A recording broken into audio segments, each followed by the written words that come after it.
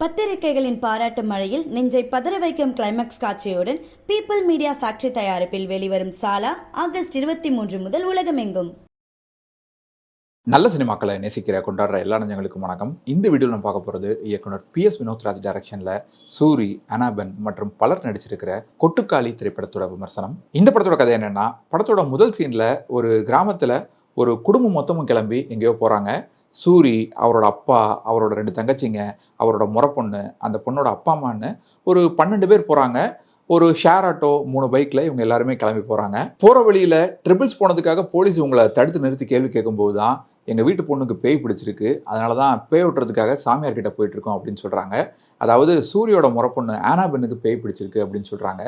அங்கிருந்து அந்த ஒரு நாள் முழுக்க அந்த குடும்பம் மொத்தமும் அவங்களோட குலசாமி கோவிலுக்கு போகிறது, அதுக்கடுத்து சாமியாரை பார்க்க போகிறது, போகிற வழியில் அவங்க சந்திக்கிற தடங்கல்கள், இது எல்லாமே ஒன்று ஒன்றா நமக்கு காட்டப்படுது. விடிய காலையில் இருந்து அந்த சாமியாரை பார்க்க போகிற அந்த ட்ராவலுக்கு நடுவில் நிஜமாவே அந்த பொண்ணுக்கு பேய் தான் பிடிச்சிருக்கா, இல்லை வேறு ஏதாவது பிரச்சனையா, உண்மையிலே பேய் தான் பிடிச்சிருக்குன்னா அந்த பேயை ஓட்டிட்டாங்களா இல்லையா அப்படின்னு பல கேள்விகளை சுற்றி நகருது இந்த கொட்டுக்காளி படத்தோட கதை. கூழாங்கல் திரைப்படத்துக்கு அப்புறமா இயக்குனர் வினோத்ராஜ் டைரக்ட் பண்ணியிருக்கிற படம். பல சர்வதேச திரைப்பட விழாக்களை கலந்துக்கிட்டு விருதுகளை குவிச்சிருக்கிற ஒரு படம். சூரி நடிப்பில் நடிகர் சிவகார்த்திகேயன் தயாரிச்சிருக்கிற படம். விடுதலை, கருடன் படங்களோட மாபெரும் வெற்றிக்கு பின்னால் சூரி நடித்து ரிலீஸ் ஆகிற 3வது படம்னு பலத்த எதிர்பார்ப்புகளுக்கு இடையில் ரிலீஸ் ஆகிருக்கிற இந்த படம் நம்மளோட எக்ஸ்பெக்டேஷன்ஸை ஃபுல்ஃபில் பண்ணியிருக்கா இல்லையாங்கிறத இந்த ரிவ்யூவில் பார்ப்போம்.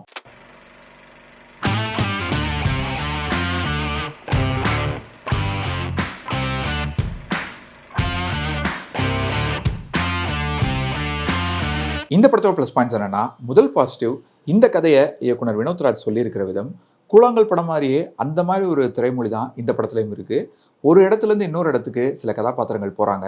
அவங்க யார், என்ன ஆச்சு, அவங்க என்ன பண்ண போகிறாங்க அப்படின்னு நிறைய கேள்விகளுக்கான பதிலை கொஞ்சம் கொஞ்சமாக நமக்கு ரிவல் பண்ணுற மாதிரி தான் இந்த படத்தோட திரைக்கதை இருக்குது. இந்த கதைக்குள்ளே பேட்ரியார்கி, மூடநம்பிக்கை, ஜாதி வெறி, ஜெண்டர் இன்இக்வாலிட்டி, தீட்டு உள்ளிட்ட முட்டாள்தனமான மத நம்பிக்கைகள், ஒரு குடும்பத்துக்குள்ள சொந்தக்காரங்களுக்குள்ள இருக்கக்கூடிய பவர் டைனமிக்ஸ்னு நிறைய விஷயங்களை டச் பண்ணியிருக்காரு இயக்குனர் வினோத்ராஜ்.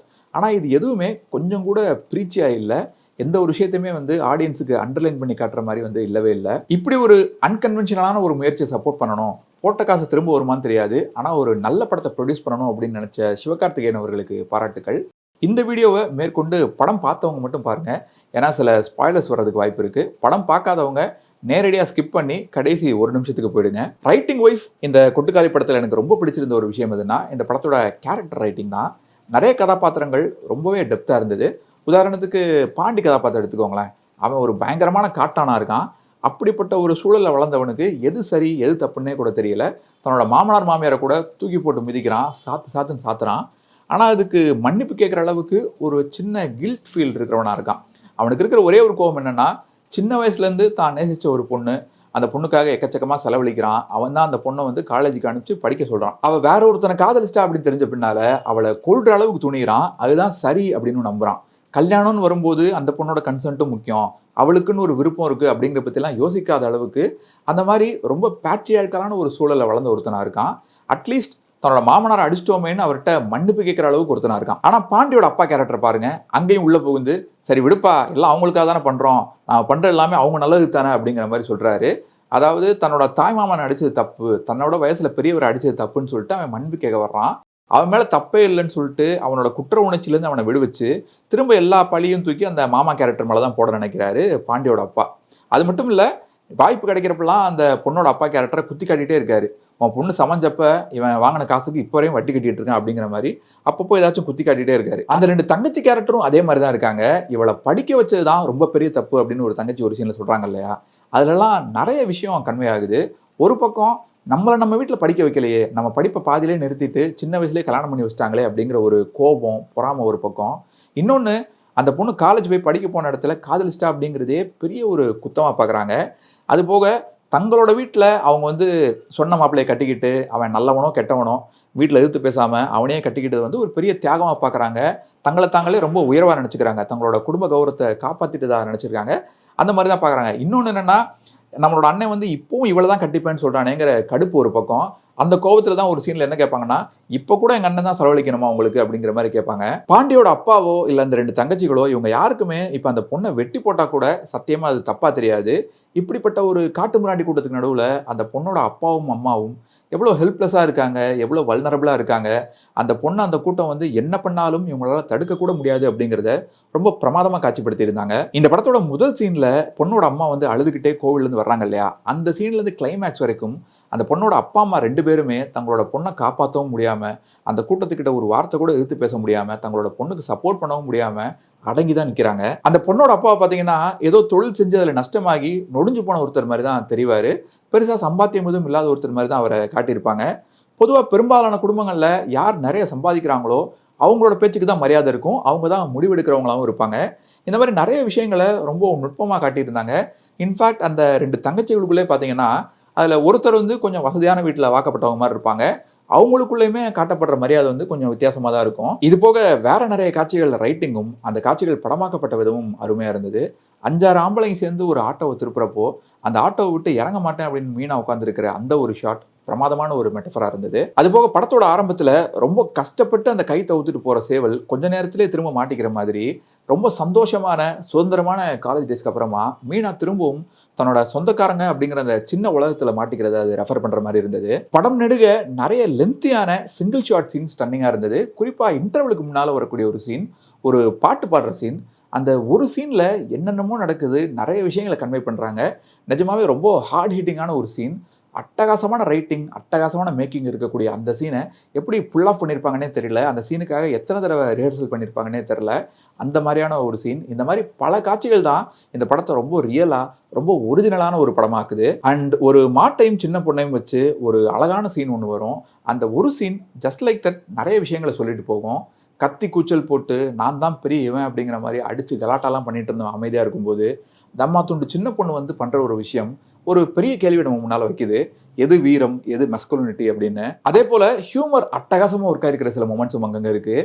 ஒவ்வொரு முறையும் ஆட்டோ நிற்கும் போதெல்லாம் வந்து பாண்டியை கீழே இறங்க சொல்கிறது, அந்த ஆட்டோக்காரரோட சாமி மாலை அறுந்து போகிற சீன், டாஸ்மாக் எங்கே இருக்குன்னு விசாரிக்கிற சீன், மாடு வழிமறிக்கிற அந்த சீன்னு நிறைய காட்சிகளை சொல்லலாம். இந்த படத்தோட மிகப்பெரிய பலம் இந்த படத்தோட காஸ்டிங். ஒவ்வொரு நடிகரோட இயல்பான பெர்ஃபார்மன்ஸ் தான் இந்த படத்தையும் இந்த படத்தில் இருக்கக்கூடிய ட்ராமாவையும் இன்னும் ரொம்ப ரியலிஸ்டிக்காக காட்டுது. நடிகர் சூரி ரொம்ப அருமையாக நடிச்சிருக்காரு. ஒவ்வொரு சீன்லையுமே பாண்டியா மட்டும் தான் நம்ம கண்ணுக்கு தெரிகிறாரு.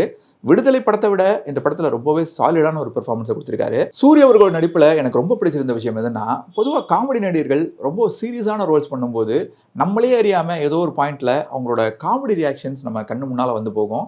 அது கவுண்டமணியாக இருந்தாலும், விவேகா இருந்தாலும், யாராக இருந்தாலும் அது நடக்கும். மாமன்னன் படத்தில் பார்த்தீங்கன்னா வடிவேல் அவர்கள் ரொம்ப சிறப்பாக நடிச்சிருப்பாரு. ஆனாலுமே ஒரு சீனில் டே வேணாண்டா அப்படின்னு அவர் சொல்லும்போது வலிக்குது அழுதுருவேன் அப்படிங்கிற அந்த டயலாக் நம்ம மைண்டில் வந்து போச்சு. ஆனால் சூரிய அவர்களுடைய முந்தைய கதாபாத்திரங்கள் எதையுமே, அவருடைய காமெடி பெர்ஃபார்மன்ஸ் எதையுமே இம்மி அளவு கூட ஞாபகப்படுத்தாதபடி ரொம்பவே கண்ட்ரோல்டான ஒரு பெர்ஃபார்மன்ஸை கொடுத்துருக்காரு. இப்படிப்பட்ட ஒரு நல்ல நடிகரை தமிழ் சினிமாவுக்கு அறிமுகப்படுத்தி கொடுத்த இயக்குனர் வெற்றிமாறன் அவர்களுக்கு நன்றி. ஆனாபெனுக்கு இந்த படத்தில் ஒரே ஒரு சீனில் மட்டும்தான் டயலாக், அதுவும் ஒரே ஒரு வரி மட்டும்தான். மற்றபடி படம் முழுக்க எப்போவுமே ரொம்ப சைலண்ட்டாக வானத்தை பார்த்து வெறிச்சிட்டே தான் வர்றாங்க. அவங்க முகத்தில் எந்த ஒரு சலனமுமே இல்லை. ஆனாலும் அவங்களோட கண்கள் நிறைய விஷயங்களை கன்வே பண்ணுது. நிஜமாவே ரொம்ப அட்மிரபிளான ஒரு பெர்ஃபார்மன்ஸை கொடுத்துருக்காங்க. இந்த மாதிரி ஒரு படத்தில் துணை நடிகர்களோட கான்ட்ரிபியூஷன் ரொம்பவே முக்கியமானது. ஏன்னா அந்த கூட்டத்தில் யாராச்சும் ஒருத்தர் லேசாக சொதப்பிட்டாங்கன்னா கூட, யாராச்சும் ஒரு அமைச்சரான பெர்ஃபார்மராக இருந்தாங்கன்னா கூட மொத்த படமும் படுத்துரும். அந்த இடத்துல ஒரு டிஸ்பிலீஃப் ஆடியன்ஸுக்கு உண்டாயிடும். அந்த வகையில் இந்த படத்தில் அப்பாவாக நடிச்சிருக்கிற பூபாலம் பிரகதீஸ்வரன், அந்த 2 தங்கச்சிங்க, அந்த பொண்ணோட அப்பா அம்மா, ஜவஹர் சக்தி, அந்த சின்ன பையன்னு எல்லாருமே சிறப்பாக நடிச்சிருக்காங்க. சக்திவேல் அவர்களோட சினிமோட்டோகிராஃபி இந்த படத்தோட கதையோட்டத்துக்கு பக்கபலமாக இருந்திருக்கு. நிறைய காட்சிகளை பார்க்குறப்போ எப்படி படமாக்கியிருப்பாங்கன்னே தெரியல. இயக்குனர் அளவுக்கு சினிமோட்டோகிராஃபரும் எக்கச்சக்கமான உழைப்பை போட்டிருந்தா மட்டும்தான் அது சாத்தியம். கூழாங்கல் மாதிரியே இந்த படத்துலையும் ரீ ரெக்கார்டிங் அப்படிங்கிற விஷயமே இல்லை. பேக்ரவுண்ட் ஸ்கோரே எந்த ஒரு சீன்லையுமே இல்லை. ஆனால் நான் படம் பார்க்கும்போது இன்டர்வலுக்கு முன்னால் வரக்கூடிய ஒரு சீனில் மைக் செட்டில் கிழக்கச்சி மேலே பாட்டு ஓடும். அந்த சீன் வரைக்கும், இன்டர்வலுக்கு கொஞ்சம் நேரம் முன்னால் வரைக்கும் ஆமாம்ல இந்த படத்தில் பின்னணி இசை இல்லை அப்படிங்கிற ஒரு விஷயத்தை நான் ரியலைஸ் பண்ணல. அந்த அளவுக்கு இந்த படத்தில் வந்து பேக்ரவுண்ட் ஸ்கோர் இல்லைங்கிறது ஒரு விஷயமாவே தெரியல. இந்த படத்தோட சவுண்ட் டிசைனிங்கும் சிறப்பாக இருந்தது. ஆனால் ஒரே ஒரு குறை என்னன்னா, இந்த படத்தில் சிங்க் சவுண்ட் யூஸ் பண்ணியிருக்காங்களா என்னன்னு தெரியல. சமீபத்தில் ரிலீஸ் ஆன தங்கலான் படம் மாதிரியே இந்த படத்துலையும் சில காட்சிகளில் வசனங்கள் என்ன பேசுகிறாங்க அப்படிங்கிறது கிளியராக கேட்கல. இந்த படத்தோட குறைகள் என்னன்னு சொல்கிறதுக்கு முன்னால் ஒரு விஷயத்த ரொம்ப தெளிவாக சொல்லிடுறேன். இது ஒரு ஃபெஸ்டிவல் படம் தான். அதாவது லோக்கல் பாஷையில் சொல்லணும்னா இது ஒரு அவார்டு படம் தான். இந்த படத்தில் சூரியன் நடிச்சிருக்கிறதாலையும், இந்த படத்தை நடிகர் சிவகார்த்திகேயன் ப்ரொடியூஸ் பண்ணியிருக்கிறதாலையும் ஒரு நல்ல விசிபிலிட்டி இந்த படத்துக்கு கிடைச்சிருக்கு. ஆனால் அதனால மட்டுமே சூரியோட முகத்தையும் சிவகார்த்திகேயனோட பேரையும் பார்த்துட்டு இந்த படம் எப்படி இருக்குன்னு ஒரு சராசரி ரசிகன் ஒருவித எதிர்பார்ப்போட கற்பனையோட தியேட்டருக்கு போனால் கண்டிப்பாக அந்த எதிர்பார்ப்பை பூர்த்தி பண்ணுற படமா இந்த படம் நிச்சயம் இருக்காது. என்னடா இது ஷேர் ஆட்டோவில் போகிறதையும் நடந்துகிட்டே இருக்கிறதையும் ஒன்றுக்கு அடிக்கிறதையும் 1.5 மணி நேரத்துக்கு எடுத்து வச்சிருக்கானுங்க அப்படின்னு தான் தோணும். ஸோ வினோத்ராஜ் அவர்கள் எடுத்த முதல் படமான கூழாங்கல் படத்தை பார்த்துட்டு அந்த மாதிரி ஒரு அனுபவம் உங்களுக்கு பிடிக்கும் அப்படின்னா, அந்த மாதிரி படங்களை பார்க்க உங்களுக்கு இன்ட்ரெஸ்ட் இருக்குது அப்படின்னா நிச்சயமாக இந்த படத்துக்கு போங்க.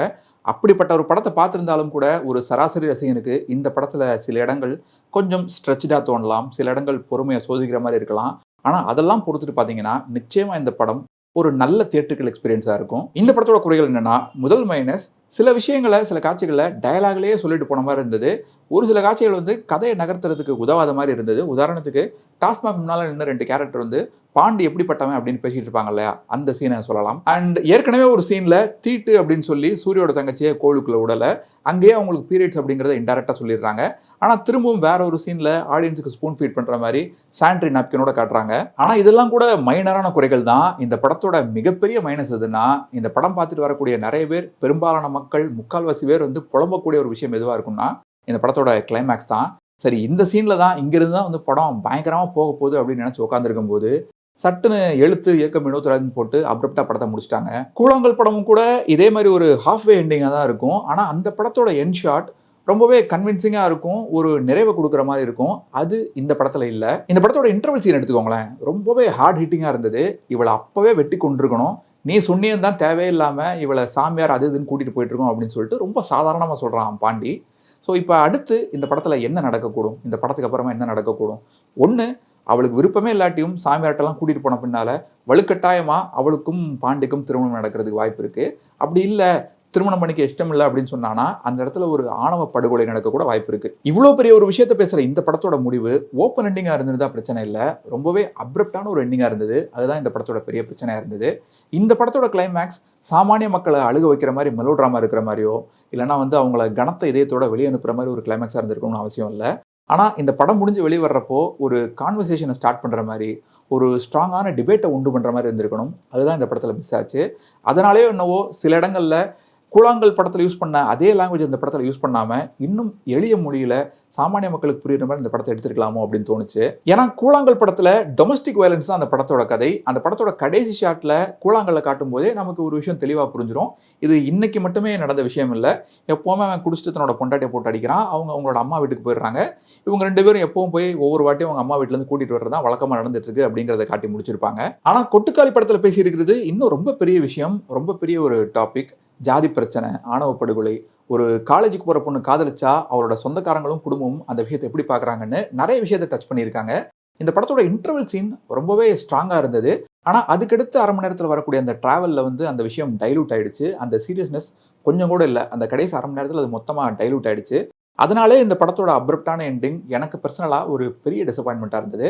ஒருவேளை இந்த படத்தை நீங்கள் பார்த்துருந்தீங்கன்னா உங்களுக்கு அந்த எண்ட் ஷாட் எப்படி இருந்தது, இந்த படத்தோட முடிவு பிடிச்சிருந்தா இல்லையாங்கிறத கமெண்ட்டில் சொல்லுங்கள். இன்னொரு விஷயம் என்னென்னா, நான் ஏற்கனவே சொன்ன மாதிரி இந்த படத்தோட கேரக்டர் ரைட்டிங் பிரமாதமாக இருந்தது, ரொம்ப டெப்த்தாக இருந்தது. ஸோ இப்படிப்பட்ட ஒரு பொட்டன்ஷியல் இருக்கிற இந்த மாதிரி ஒரு பிரமேஸை வந்து இன்னும் எக்ஸ்ப்ளோர் பண்ணியிருக்கலாமே, இன்னும் பெருசாக எக்ஸ்ப்ளோர் பண்ணியிருக்கலாமே அப்படின்னு தோணுச்சு. அட்லீஸ்ட் இந்த படத்தோட எண்டிங் மட்டுமாவது வேற மாதிரி இருந்திருக்கலாம், இப்படி இருந்திருக்க வேணாம் அப்படின்னு தோணுச்சு. ஆல்சோ ஃபெஸ்டிவல்ஸ்க்காக எடுக்கப்பட்ட இந்த படத்தில் தியேட்டரில் இன்டர்வல் விட்டு தான் ஆகணும், சரி ஓகே. ஆனால் 1.5 மணி நேரம் ஓடுற படத்தில் வந்து 1 மணி நேரம் கழிச்சு இன்டர்வல் விட்டது நிஜமாவே ஒரு பேட் ஐடியா தான். மொத்தத்தில் இந்த கொட்டுக்காளி திரைப்படம் எப்படி இருக்குன்னு கேட்டிங்கன்னா, கண்டிப்பாக தியேட்டரில் மிஸ் பண்ணவே கூடாத ஒரு எக்ஸ்பீரியன்ஸ் இந்த படம். சில குறைகள் இருந்தாலும் இவ்வளோ ரியலான, இவ்வளோ ஒரிஜினலான ஒரு படத்தை பெரிய திரையில் பார்க்குறதே ஒரு புது அனுபவமாக தான் இருக்கும். ஆல்சோ வினோத்ராஜ் தமிழ் சினிமாவில் ரொம்ப முக்கியமான ஒரு டேரக்டரில் ஒருத்தராக இருப்பார், அதில் மாற்று கருத்தே இல்லை. அதை இந்த படம் மீண்டும் ஒரு முறை நிரூபிச்சிருக்கு. ஸோ இந்த ரிவ்யூ உங்களுக்கு பிடிச்சிருந்தா மறக்காமல் உங்கள் ஃப்ரெண்ட்ஸ் அண்ட் ஃபேமிலி கூட ஷேர் பண்ணுங்கள். நீங்கள் ஏற்கனவே இந்த படத்தை தியேட்டரில் பார்த்துருந்தீங்கன்னா உங்களோட கருத்துக்களை கீழே கமெண்ட்ஸில் சொல்லுங்கள். மீண்டும் வேற ஒரு வீடியோவில் சந்திப்போம். இன்னும் நிறைய சினிமாக்கள் பார்ப்போம், நிறைய சினிமாக்கள் பற்றி பேசுவோம். நன்றி.